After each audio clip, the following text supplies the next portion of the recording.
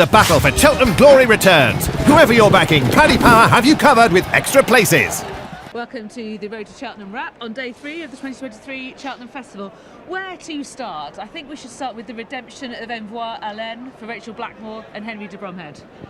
Yeah, a great place to start after the Ryanair, and I think, look, with everything that's going on this week and the emotion and everything that's involved, the actual training achievement here can get overlooked. Yes. I mean, he pulled up in the King George. Yes. Turned it around since the King George to here, and to travel like he travelled, jump like he jumped, missed the fourth last, missed the third last, and win the way he won. I think it's a remarkable training performance. I think he's a horse that does like Cheltenham. I know he's hit the deck here once, but he ran a really good place in the Queen Mother Champion Chase. Obviously, he's won a bumper, won a Ballymore, and I just think that maybe the setup of that race over that distance here has really suited him. Possibly, but he wouldn't have won best turned out in Kempton, Lydia. Turn it round. I think it's a remarkable train of a horse. It is. And like, you look at Henry's horses. Captain Guinness has excelled. Massacada, Magical Zoe. They're just running so well. They're running. Yeah, and I was going to mention she's the obvious one, but like they're running above themselves. They really are. They really are. Now, what do you do with a mystery like Shishkin? I asked Nico de Boinville, did it feel like the start of the Queen Mother Champion Chase last year? And he said, yeah, it did. Yeah, I'll tell you what you do with him. Put a pair of blinkers on him. Do you think that's what it is? Yeah. He didn't want to line up, he didn't want to go forward, yet he still kept getting involved. I'd put a pair of blinkers on him. Okay, because Nico was saying he was curling up down in the start and he felt it just wasn't right. He's right, he was curling up. Well, if he wasn't right, he could not have made the mistakes and ran the way he ran through the race and still finish second. He is having a laugh. Okay, because you see, it looked gritty from the outside, but now that if you think about it the other way around, you think he's just having a laugh. Interesting. Yeah. Interesting. I think he's swinging the lead now, Shishkin. Okay. Others to mention in the race, Blue Lord. Janadill made a massive blunder. Yeah, bad mistake, ran okay. Blue Lord, I don't know, career best at Christmas. Hasn't recovered from a career best, probably, is Blue Lord. But look, Envoi and Shishkin were the story. They were. In the Paddy Power Stayers Hurdle, it was won by a horse I could not see winning this. Sire de Berlais, 11 years of age, twice won the Pertemps, second in this race before. I thought they might retire him at one point this season just because he seemed like he'd lost interest. Well, you couldn't see him winning. Could you have picked the first past the post forecast? No, not in a million years. I don't think anyone would. And if anyone at home says they did, you're lying. I think it's a fabulous training performance from Gordon to get this horse up to that peak again at the age of 11 here. I know the horse loves the place, but even so. The race setup helped. Home by the lead jumped before the flag dropped, and it caught Danny Mullins because the flag hadn't gone down, and Danny then had to ride Flooring Porter for a stride to get him forward, and they went hard. And it's set up, I was looking at it thinking from after the furlong, this is set up for Paisley Park or Sire de Berlais. It became a real slog. I couldn't see it becoming a slog, but it did become one. In that context then, Dashel Drasher has actually run really well, second past the post, demoted by the stewards into third, because he sat second for much of the way. He did, and I can see the emotion. I can see how they technically have done it, but I could also have seen a scenario where they didn't. It was a really, it's easy to justify it. And he did drift to his left, and he did hamper Tihupu, who then ran back at him.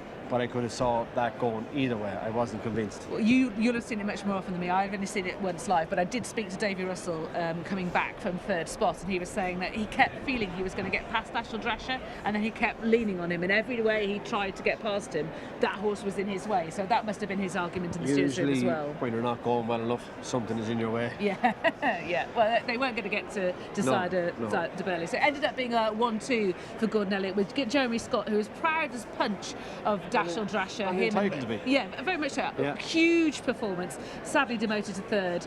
We should mention Mark Walsh, because I'm surprised he's even here. He's had a torrid season.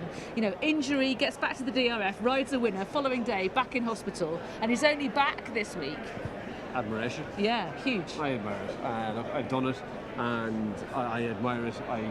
I think that's the one thing that you have to have as a jockey is steel. Yeah. You have to do that. Yeah. And he's done it, and he's gone up in my estimations. I admire him for it. He always seems quite unflappable, Mark. Yeah, he is, but his fitness, like Sire de Berlais took plenty of driving all the way. Yes. So he's been on and off injured since Christmas. He's fit as a flea, he's hard as nails. I admire it. Yeah. It was a stuff, to me when I started riding, it was a standard AP set that you had to try and get to or try and follow. And yeah, I admire Martin. Yes, it's revolutionised fitness actually, hasn't it? Yeah. Among riders, I think. We began with the winner for Paul Nicholls, Carrie Cobden on board, stage star made all. What did you make of that ride? Brilliant ride. It was a brilliant ride. He was out and gone, didn't go quick, slowed it down, and won it here, away from the stands. Slipped away from Mighty Potter and appreciated facing down to the fence, away from the stands. That's where it was won and lost, and a really, really good ride. Yes, and what did you make of Mighty Potter? Because I was trying to, like, Davy Russell was saying just beaten by better horses, but he hung, he was never going. The clock doesn't suggest that. No. What does it say? The clock suggests that the horse in front got the best ride and the rest were too far behind. And unfortunately, you can dress it up and dress it down, but I do think that's possibly one that Davy and Paul Townend would love another go at. But hanging and Gordon He's was done thinking, that. He's done that. He did it in Down Royal. His head was off to the side. He did it in Leopardstown. That is Mighty Potter. But they allowed Harry Cobden dictate it. Now, I need to get the name correct, because not long till May ran off his face to finish second for Laura Morgan and Adam Wedge, didn't he? He did, yeah. Again, but he wasn't far off the pace. It was a race that set up for those that were close to it or on it all the way, and the ones behind couldn't sprint with them. That's what it was. A brilliant ride from Harry Cobden. Second festival winner for Jamie Snowden, who produced You Wear It Well to win the Jack de Bromhead Mares Novices Hurdle. Gavin Sheehan on board, in front a long way out. Well, something you see very often in that race is a horse to race that prominently and win the way she did. A brilliant jump at the last, the height she gave it. I'd say she'd be a really good chaser. I hope to go chasing with her. She jumps like a chaser. Well, they're talking about chasing, but they're now tempted to go back the Love Envoi route, maybe go to Fairy House and come back next year for the Mares It'd be Hurdle. great if she did come to Fairy House. It'd be wonderful if she came. And great ride from Gavin Sheehan, but she struck me as a chaser. Let's talk about Seddon, a first festival success for John McConnell, and I'm so pleased for him after Marla Mission falling 2 out in the National Hunt Chase. I think everyone is, and for Ben Harvey. Yeah. Ben turned professional, and all of a sudden Marla Mission appears on the scene for John in the National Hunt Chase, and he's after turning pro, but look, he got his rewards as well. And great ride, travel sweet as a nut. I met the owners on Monday night, and I was at Paddy Power today. He met them yesterday. They were telling everyone. Were they? Okay. Well, I wish they'd told me. Good Well, time. they told me, and I wasn't listening.